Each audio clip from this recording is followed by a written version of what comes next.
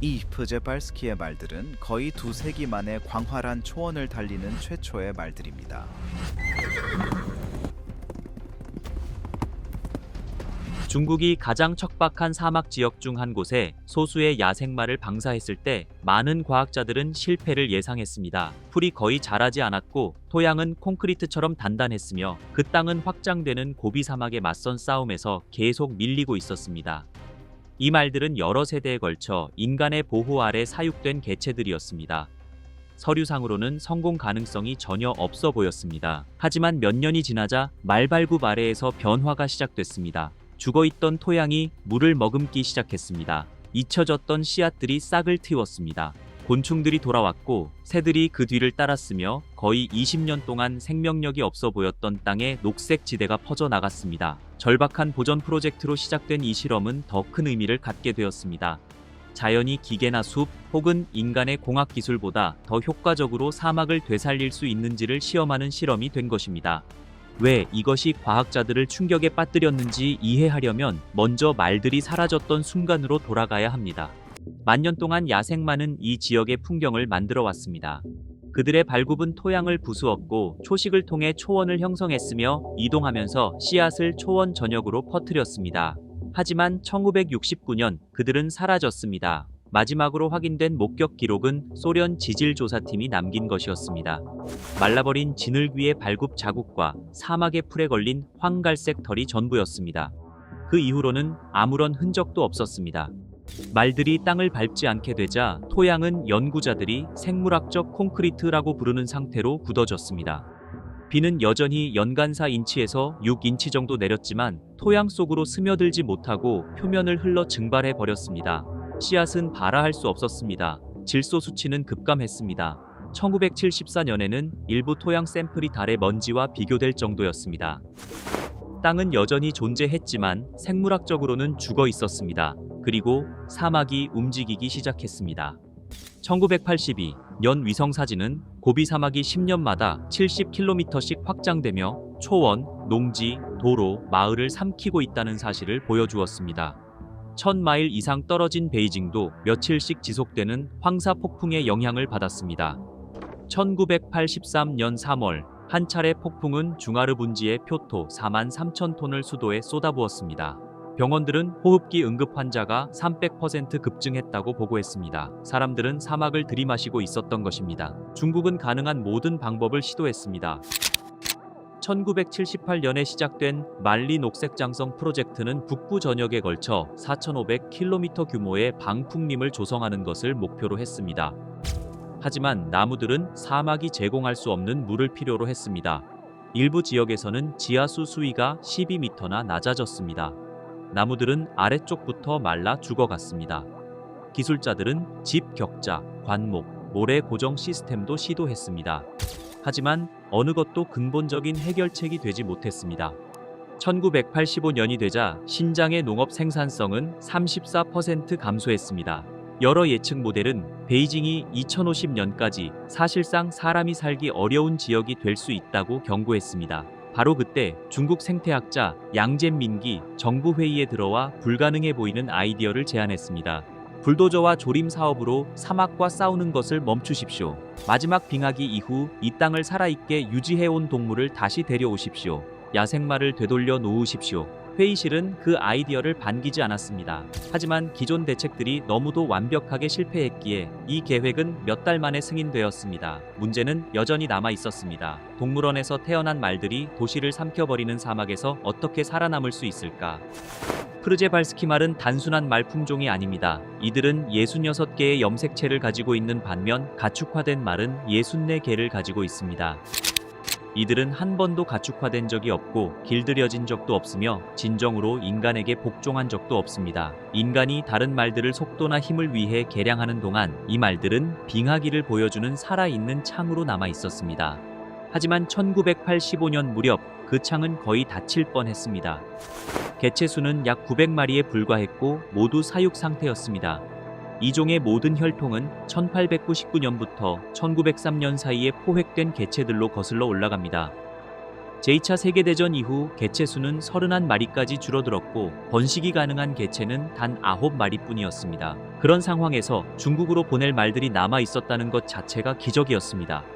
중국의 계획은 3단계로 구성됐습니다. 서방 국가들의 동물원에서 말을 들여와 짐사르의 번식센터에서 사육하고 이후 반야생 방목지로 옮겨 생존 기술을 다시 익히게 한 뒤 마지막으로 4,000제곱킬로미터에 달하는 험난한 지형의 칼라마일리 자연보호구역에 방사하는 것이었습니다. 짐사르에 도착한 초기 말들 가운데 얼굴 중앙에 흰 줄무늬가 있는 어린 수말 한 마리가 있었습니다. 사육사들은 그를 홍이라고 불렀습니다. 이 이름을 기억해 두십시오. 양젠밍은 말들이 충격, 이동, 그리고 배설물을 통해 생태계를 복원할 수 있다고 믿었습니다. 각 말의 체중은 600파운드부터 800파운드까지였습니다. 달릴 때 발굽은 굳어버린 지표면을 깨고 물이 다시 토양으로 스며들게 할 정도의 압력을 가했습니다. 하지만 기계와는 달리 말들은 선택적으로 행동했습니다. 연약한 어린 식물은 피하고 맨 땅을 중심으로 움직였습니다. 이후 GPS 추적 결과 이들은 하루 약 15km를 이동하며 겉보기에는 무작위처럼 보이지만 실제로는 체계적인 패턴을 보인다는 사실이 밝혀졌습니다. 한 지역에서 집중적으로 풀을 뜯은 뒤 이동하고 나중에 다시 돌아오는 방식이었습니다. 그 결과 짧은 풀밭, 긴 풀밭, 그리고 빈 공간이 뒤섞인 모자이크 같은 환경이 만들어졌습니다. 각각의 공간은 서로 다른 생명체를 지탱했습니다. 그리고 그들의 배설물은 단순한 쓰레기가 아니었습니다. 그것은 생명의 운반 시스템이었습니다. 말의 배설물에는 20종이 넘는 식물의 씨앗이 포함되어 있었고 장을 통과한 씨앗은 발화율이 최대 300%까지 향상되었습니다. 각각의 배설물 더미는 미리 비료가 공급된 씨앗 꾸러미가 되어 황폐한 사막 곳곳에 뿌려졌습니다. 이것이 이론이었습니다. 문제는 문화였습니다. 이 말들은 여러 세대 동안 울타리 안에서 살아왔습니다. 사막에서 물을 찾는 법도, 늑대의 울음소리를 읽는 법도, 혹독한 더위를 견디는 법도, 눈 아래 묻힌 풀을 찾아내는 법도 몰랐습니다. 과연 사육 생활이 그들의 본능을 지워버린 것일까요? 아니면 그 본능은 여전히 어딘가에 남아 있었을까요? 처음 몇 달은 비판자들의 말이 맞는 것처럼 보였습니다. 쇠파리 유충 감염이 무리를 덮쳤습니다. 기생충 유충은 가장 에너지가 절실한 시기에 말들의 위장을 손상시켰습니다. 그리고 겨울이 찾아왔습니다.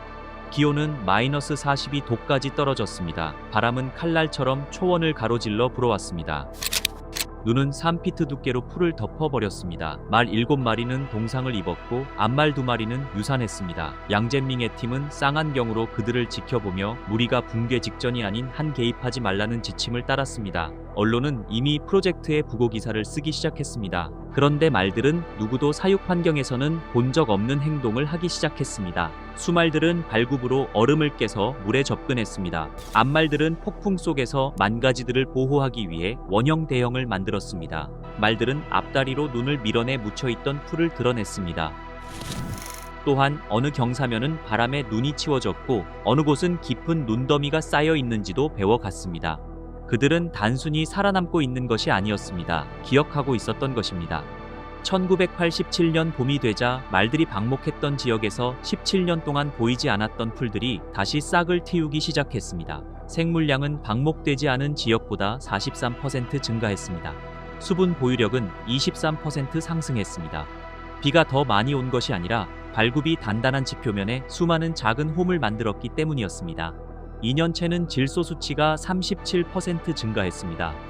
배설물이 영양분과 미생물 생태계를 복원하고 있었던 것입니다. 3년 차가 되자 식물학자들은 사라졌던 22종의 식물이 다시 나타났다고 기록했습니다.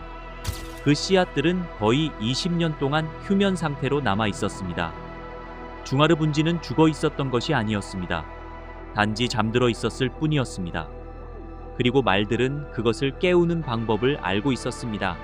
회복은 멈추지 않았습니다. 쇠똥굴이 수백만 마리가 돌아왔습니다. 곤충들이 뒤따랐습니다. 이어서 새, 설치류, 여우, 초원수리, 심지어 회색늑대까지 돌아왔습니다. 각각의 귀환은 또 하나의 생명의 순환을 만들어냈습니다. 1990년대 후반이 되자 무리는 충분히 늘어났고 양젠밍의 팀은 한때 미친 생각처럼 들렸던 결정을 내렸습니다. 울타리를 철거하는 것이었습니다. 2001년 8월 27마리의 말이 칼라마일리 자연보호구역에 방사되었습니다. 울타리도 없었습니다. 먹이 공급도 없었습니다. 인간의 개입도 없었습니다. 그 중에는 이제 성체 수말이 되어 자신의 하렘을 이끌고 있던 홍도 포함되어 있었습니다. 첫 일주일 동안 말들은 방사 지점에서 500m 이상 벗어나지 않았습니다. 불안한 듯 원을 그리며 돌았고 우리를 계속 돌아보았습니다. 하지만 8일째가 되자 변화가 일어났습니다. 새벽 직후 GPS점 하나가 움직이기 시작했습니다. 홍은 북쪽을 향해 직선으로 걸어갔습니다. 5km, 10km, 15km. 그가 멈췄을 때 그는 자신의 무리를 이끌고 지도에도 표시되지 않은 수원지까지 30km를 이동한 상태였습니다. 아무도 그에게 길을 알려준 적이 없었습니다. 그의 생애 동안 그 경로를 걸어본 조상도 없었습니다. 그런데도 그는 알고 있었습니다. 다음 날 아침 연구팀은 언덕 능선 아래 숨어있는 반쯤 얼어붙은 샘 옆에서 그를 발견했습니다. 그가 어떻게 그곳을 찾았는지는 지금도 설명되지 않습니다. 바람에 실린 냄새였을 수도 있습니다. 조상들의 기억이었을 수도 있습니다. 혹은 인간은 읽지 못하지만 말은 읽을 수 있는 어떤 패턴이었을 수도 있습니다. 한 달도 지나지 않아 영역이 형성되었습니다. 수말들은 높은 지대에 배설물 더미를 쌓아 경계를 표시했습니다. 출산율은 상승했습니다. 야생에서 태어난 만가지들은 냄새만으로 식물을 구별했고 독수리의 그림자만 스쳐도 몸을 굳혔으며 부모 세대보다 더 두꺼운 털을 길렀습니다. 그리고 그 변화는 우주에서도 보일 정도가 되었습니다. 녹색 지대는 말들의 영역을 중심으로 슬로우 모션 폭발처럼 바깥으로 퍼져나갔습니다. 1970년부터 계속 낮아지던 지하수 수위는 2003년에 안정되었습니다. 그리고 이후 상승하기 시작했습니다. 말들이 수문학적 펌프를 다시 작동시킨 것입니다. 중하르 분지에서 일어난 일은 사막에 대응하는 방식에 대한 중국의 기존 가정을 완전히 뒤흔들었습니다. 조림 사업이 종종 건조한 땅에 물을 끌어다 쓰는 반면 말들은 정반대의 효과를 냈습니다. 그들의 발굽은 물이 스며드는 통로를 열었습니다. 그들의 방목은 숲보다 훨씬 적은 물을 필요로 하는 초원을 유지했습니다. 말 한 마리는 매년 50헥타르에 걸쳐 수분 보유력을 개선하고 있었습니다. 이후 경제학자들이 그 가치를 계산했습니다.